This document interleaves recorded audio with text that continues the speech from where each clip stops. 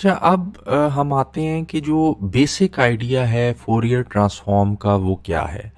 क्योंकि Fourier transform की derivation जो है वो हम फोरियर सीरीज़ के ज़रिए ही करते हैं। लेकिन ज़ाहिर है कि फोरियर ट्रांसफॉर्म जो है वो ए पीरियोडिक सिग्नल्स के लिए यूज़ होता है। अब सपोज ये मेरे पास एक ए पीरियोडिक सिग्नल है एक्स ऑफ टी, और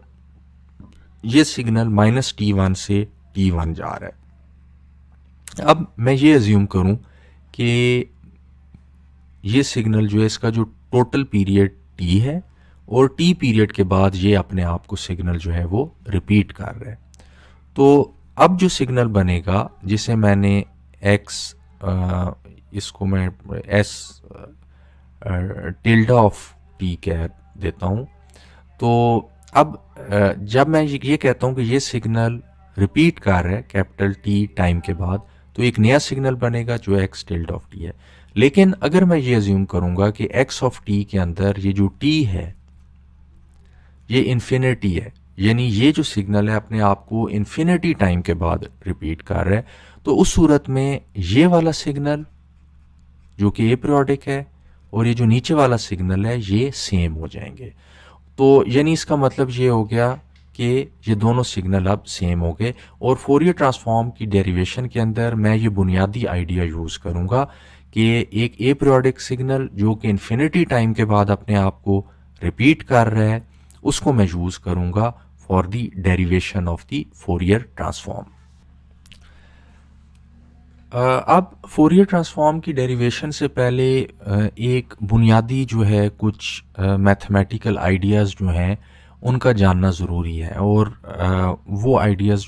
जो बुनियादी आइडिया है वो हम अभी देखते हैं कि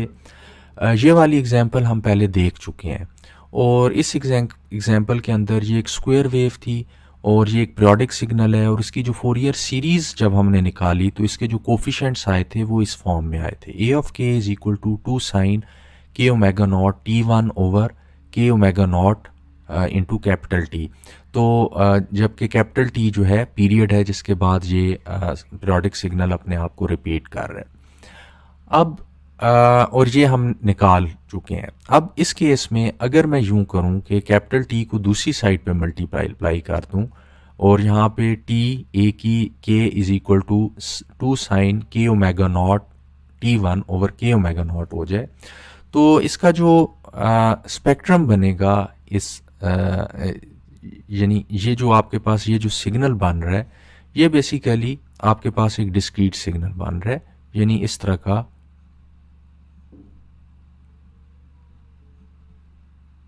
आपके पास एक डिस्क्रीट सिग्नल बन रहा है। लेकिन अगर मैं ये अज्यूम करूं कि देयर इज सम कॉन्टिन्यूस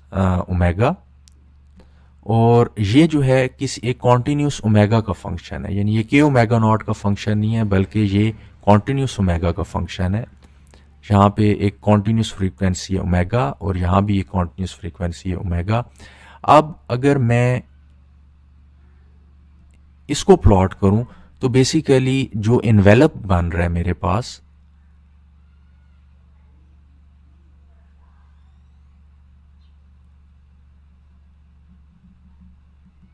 ये इन्वेलप आ जाएगा, यानी ये जो चीज़ है ये मेरे पास ये कॉन्टिन्यूस इन्वेलप है।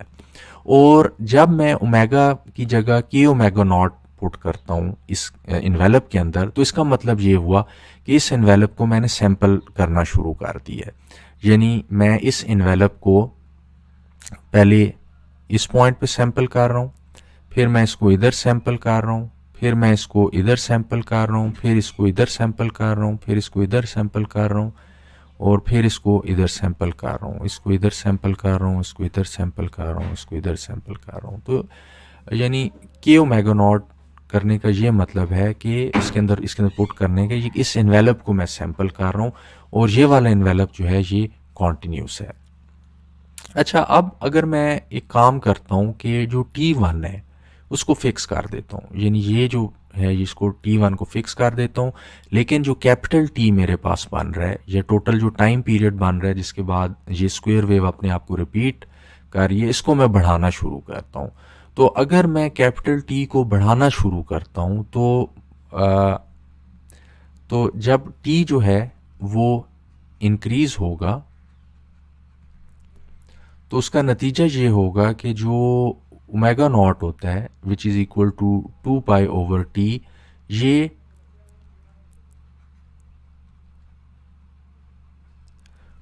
डिक्रीज होना शुरू हो जाती है। यानी इसका मतलब ये है कि पहले जो सैम्पलिंग थोड़े दूर दूर पॉइंट्स पे होती है, वो करीब करीब पॉइंट्स पे सैंपल होना शुरू हो जाता है। यानी अब ज़्यादा करीब पॉइंट्स पे ये जो इन्वेलप है इसकी सैम्पलिंग जो है वो शुरू हो गई है। और अगर मैं उसको और ज़्यादा बढ़ाता हूँ, यानी यहाँ पे मैंने ये किया था कि t is equal to 8t1 कर दिया, कैपिटल T को बढ़ा दिया, इधर t is equal to 4t1 था।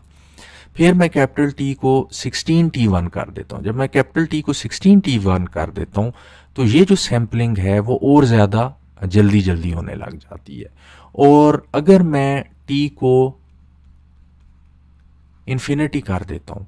उस सूरत में जो ओमेगा नॉट है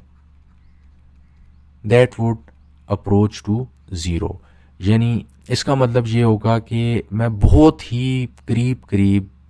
पॉइंट्स पे, यानी जिनके दरमियान डिस्टेंस ऑलमोस्ट ज़ीरो है, उस पे सैंपल कर रहा हूँ, तो मेरे पास जो कॉन्टीन्यूस इन्वेलप है इस सिग्नल का वो आ जाएगा। या दूसरे लफ्ज़ों में मैं ये भी कह रहा हूँ कि ये जो मैं सैम्पलिंग कर रहा हूँ कि ओमेगा नॉट पॉइंट्स पे, ये सैम्पलिंग अब हर पॉइंट पे हो रही है जो कि इस ओमेगा एक्सिस के हर पॉइंट पे हो रही है। या दूसरे लफ्ज़ों में ओमेगा एक ये जो है इन्वेलप जो है कॉन्टीन्यूस फंक्शन बन गया है ओमेगा का। तो ये बुनियादी आइडिया है कि जब आप ये ज्यूम करते हैं कि पीरियड जो है वो एक पीरियोडिक सिग्नल, ए पीरियोडिक सिग्नल का पीरियड जो है वो इन्फिनिटी है, तो आपको उसका जो है इन्वेलप जो है वो एक कॉन्टीन्यूस मिल जाता है। अब यहाँ पे एक और ज़िमनी पॉइंट भी है, वो ये है कि इस तरह का जो फंक्शन होता है जिसकी इस तरह की शेप होती है, इसको मैं सिंक फंक्शन का नाम देता हूँ। और सिंक फंक्शन को मैथमेटिकली आपका उस वक्त आता है जब आप साइन ऑफ एक्स को एक्स के ऊपर डिवाइड कर दें। यानी साइन जो है वो एक्स का फंक्शन है और एक्स के ऊपर आप डिवाइड भी कर सकते हैं। तो मैथमेटिक्स में सिंक फंक्शन को आप इस तरह रिप्रेजेंट करते हैं। लेकिन जब इंजीनियरिंग की बात करते हैं तो इंजीनियरिंग में सिंक फंक्शन की ये शेप होती है। यानी जब साइन ऑफ पाई एक्स को आप पाई एक्स से मल्टीप्लाई कर रहे हैं, तो अब इस तरह का जो फंक्शन है, जब इसके अंदर फॉर एग्जांपल मैं x की वैल्यू 0 पुट करता हूँ, जब मैं x की वैल्यू 0 पुट करता हूँ तो उस सूरत में जो सिंक ऑफ 0 है ये आपके पास साइन ऑफ 0/0 आ जाता है। तो इस सूरत में एक रूल इस पे लगता है जो शायद आपने एफएससी में भी पढ़ा हो, जिसको आप कहते हैं लोपिटाल रूल। और लोपिटाल रूल ये कहता है कि जब इस तरह का केस हो तो आपका जो रिज़ल्ट होता है वो 1 आ जाता है। यानी जब आपका जो sine x/x where x approaches to 0 आपका 1 आ जाता है। तो जब साइन ऑफ 0/0 इधर आता है तो इस फंक्शन की जो वैल्यू होती है वो आपके पास मैक्सिमम होती है, वो 1 होती है। अब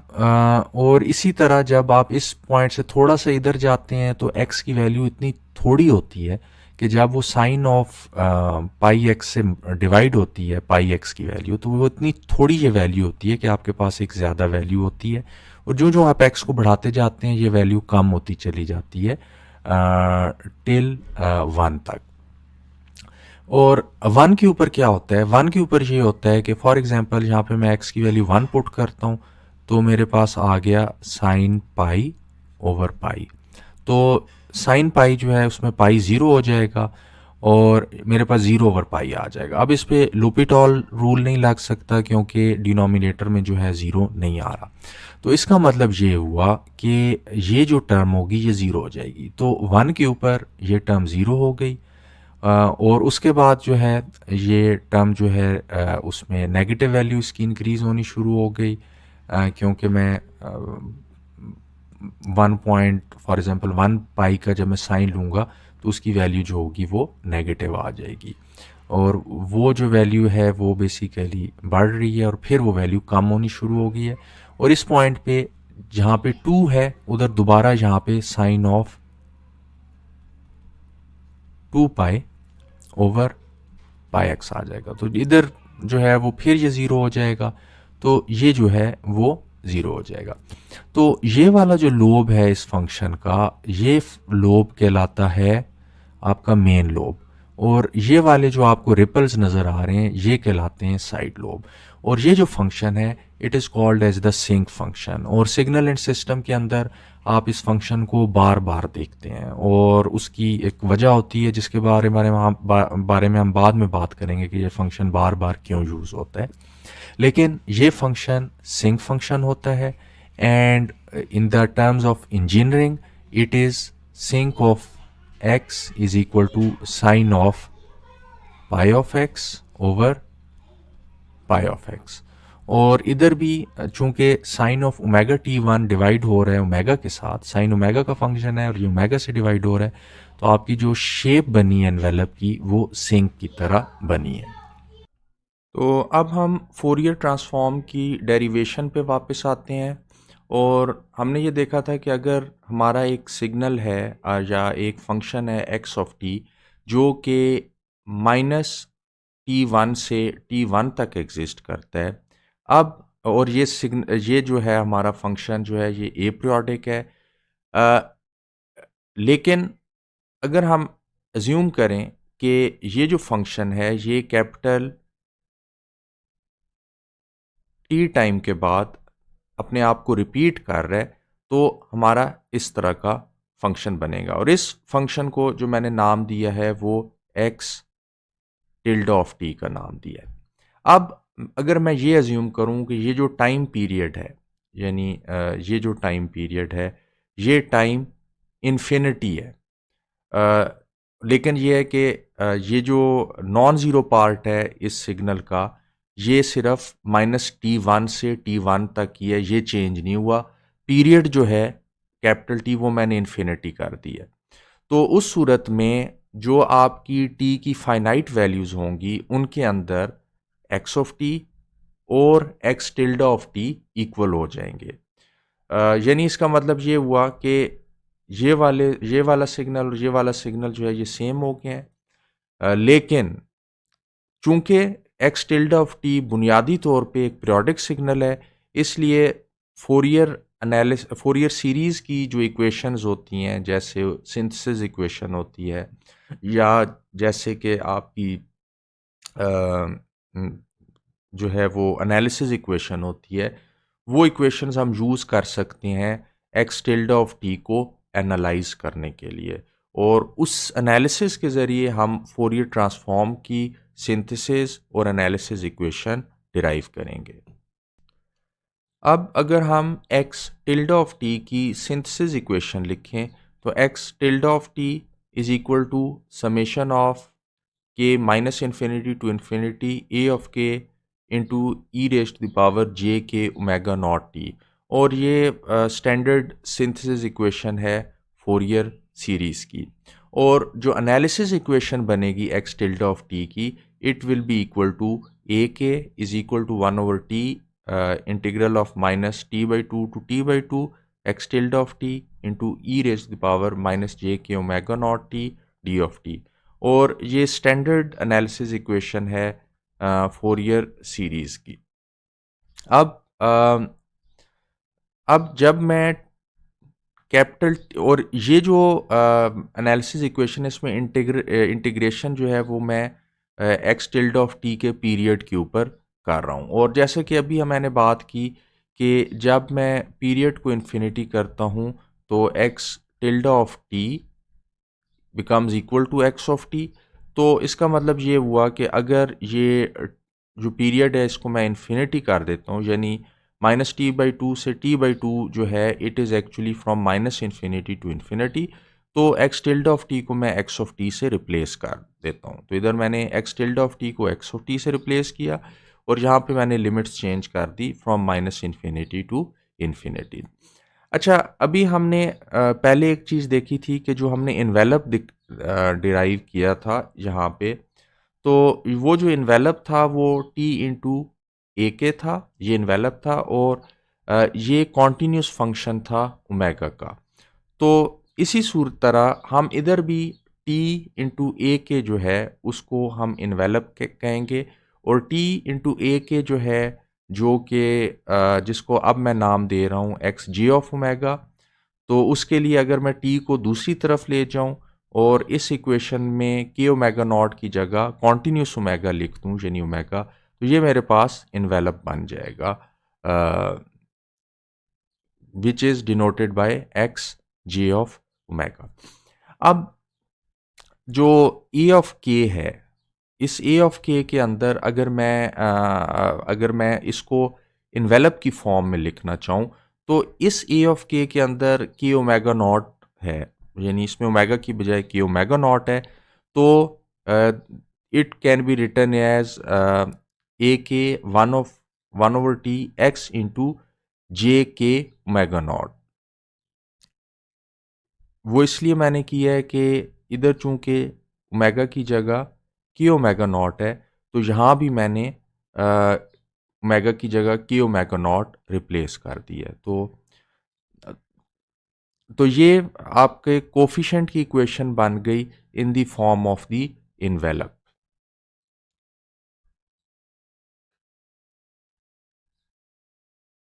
अब जो मेरे पास सिंथेसिस इक्वेशन है एक्स ऑफ टी की या एक्स टिल्डा ऑफ टी की, जब ये दोनों इक्वल हैं फॉर दिस कंडीशन, तो ये होती है summation of k minus infinity to infinity a of k into e raise the power j k omega naught T. अब ए के की बजाय मैं ए के की जो वैल्यू है वो पुट कर देता हूँ, तो I would get one over t x j k omega naught into e raise the power as e raise the power j k omega naught T. अब ये जो कैपिटल टी है, मुझे पता है कि omega nought is equal to 2 pi over t, तो t जो होता है वो 2 पाई ओवर ओमेगा नॉट होता है। तो कैपिटल टी की जगह मैं 2 pi over omega naught put कर देता हूँ, तो यहाँ पे 2 पाई आ गया और यहाँ पे ओमेगा नॉट आ गया न्यूमरेटर में। अब ये जो चीज़ है ये बेसिकली क्या चीज़ है, सपोज हमारा एक कॉन्टिन्यूस फंक्शन है x j of omega into e raise the power j omega t, और तो एक अलोंग दी, और ये फंक्शन कॉन्टिन्यूस ओमेगा का है, तो अलोंग दिस कॉन्टिन्यूस ओमेगा अगर मेरे पास के ओमेगा नॉट टी है, के ओमेगा नॉट है एक पॉइंट, तो इस पॉइंट पे इस फंक्शन की जो वैल्यू होगी that would be x j k omega naught into e raise the power j k omega not, ये जो है वो इस फंक्शन की वैल्यू होगी, यानी ये इसकी जो है इस पॉइंट पे इस फंक्शन की हाइट होगी। अब जो नेक्स्ट यहाँ पे ओमेगा नॉट आएगा वो के प्लस वन पे आएगा, यानी जो नेक्स्ट वैल्यू आएगी अगर इसको हम देखें इस इक्वेशन को, यानी दो के ओमेगा नॉट और के प्लस वन ओमेगा नॉट के दरमियान जो डिफरेंस है वो बेसिकली ओमेगा नॉट का है। तो इधर मैं देख सकता हूँ कि मेरी एक रेक्टेंगल बन रही है, और इस रेक्टेंगल की अगर मैं हाइट को उसकी विड्थ से मल्टीप्लाई करूँ तो मेरे पास रेक्टेंगल का जो है वो एरिया आ जाता है, और रेक्टेंगल का एरिया इस तरह का आ जाता है जो कि ये मेरे पास पूरे का पूरा एक्सप्रेशन बन रहा है। और जब मैं इन सारी रेक्टेंगल्स को सम कर रहा हूँ तो मेरे पास जो है वो एक्स ऑफ टी आ जाता है। अब जो कंडीशन है वो ये है कि टी टेंड्स टू इन्फिनिटी और omega nought tends to zero. तो जब omega nought tends to zero होगा तो ये जो ओमेगा नॉट विड्थ है ये जो है वो अप्रोचिंग टू ज़ीरो हो जाएगी, यानी इसका मतलब ये होगा कि बेसिकली ये जो रेक्टेंगल है ये एक लाइन की सूरत इख्तियार कर देगी, और इसके साथ फिर दूसरी लाइन होगी, फिर तीसरी लाइन होगी, फिर चौथी लाइन होगी, तो ये फंक्शन जो है फिर कॉन्टीन्यूस हो जाएगा ओमेगा का। तो जब ऐसा होता है, और जिस तरह आपने इंटीग्रेशन के बेसिक कॉन्सेप्ट के अंदर भी देखा होगा, तो सूरत में होता ये है कि जो आप फॉर एग्जांपल इधर अगर समेशन कर रहे हैं ओमेगा नॉट के ऊपर, तो ये जो समेशन है ये रिप्लेस कर जाएगी इंटीग्रेशन के साथ, और जो के ओमेगा नॉट है ये कॉन्टीन्यूस ओमेगा के साथ रिप्लेस कर जाएगा। जब ये वैल्यूज़ आप रिप्लेस करेंगे सिंथेसिस इक्वेशन में, तो आपकी जो सिंथेसिस इक्वेशन बनेगी x of T 1/2 pi, summation जो है वो इंटीग्रेशन में कन्वर्ट हो गई और ये कॉन्टीन्यूस फंक्शन बन गया ओमेगा का, और ये मल्टीप्लाई हो रहा है डी ऑफ ओमेगा से, तो ये आपकी सिंथेसिस इक्वेशन बन गई। और आपकी जो एनालिसिस इक्वेशन है वो आपके पास ऑलरेडी मौजूद है, यानी x g of omega is equal to minus infinity x of t e raised power minus g omega t d t, because this is the envelope, ये जो इन्वेलप है और इसकी जो इक्वेशन है आपके पास ऑलरेडी मौजूद है। तो दिस इज दिस इक्वेशन, और ये इक्वेशन एनालिसिस इक्वेशन कहलाती है। जब भी हमने एक सिग्नल को ये देखना हो कि फ्रीक्वेंसी डोमेन में वो किस तरह दिखाई देता है, उसमें कौन कौन सी फ्रीक्वेंसीज हैं, तो हम उसकी एनालिसिस इक्वेशन यूज़ करके एक्स जे ऑफ ओमेगा या उसका फोरियर ट्रांसफॉर्म देखते हैं। और जब भी एक सिग्नल को उसकी डिफरेंट फ्रीक्वेंसीज की सूरत में हमने लिखना हो, तो उसके लिए जो इक्वेशन यूज़ करते हैं वो कहलाती है सिंथेसिस इक्वेशन।